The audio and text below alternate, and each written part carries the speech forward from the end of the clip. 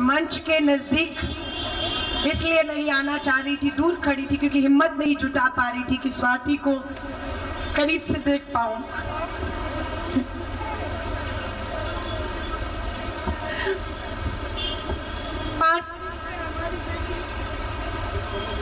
पांच दिन से हमारी बेटी ने कुछ नहीं खाया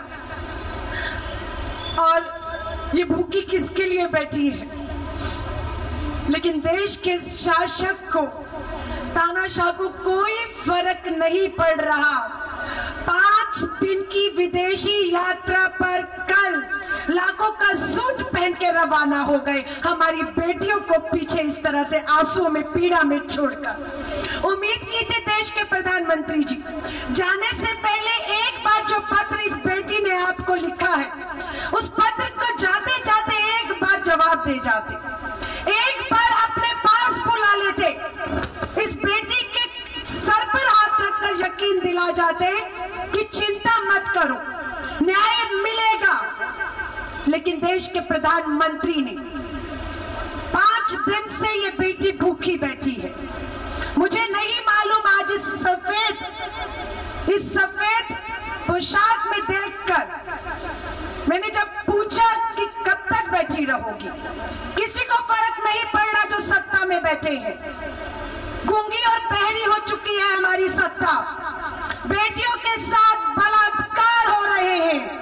ये बेटी मांग कर रही है पिछले 5 दिनों से कि फास्ट ट्रैक कोर्ट गठित करिए, फांसी की सजाएं तय करिए और चढ़ाइए इन्हें फांसी पर कोई असर नहीं है गूंगी बहरी सत्ता पे। देश के प्रधानमंत्री सुबह से सुर्खियां बटोर रहे हैं कि देश के पहला प्रधानमंत्री है जो डेनमार्क की जमीन पर जिसने कदम रखा है।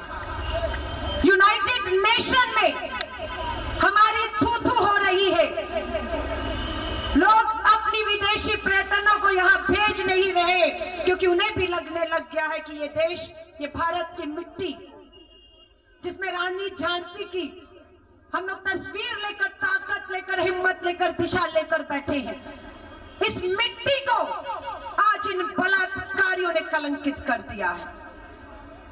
और दुख की बात है, शर्म आती है मुझे उन लोगों पर जो अभी भी मीडिया में बैठकर हमारी बेटी के इस भूखे अब रहने के अनशन में राजनीति ढूंढ रहे हैं। शर्म आती है आपके ऊपर।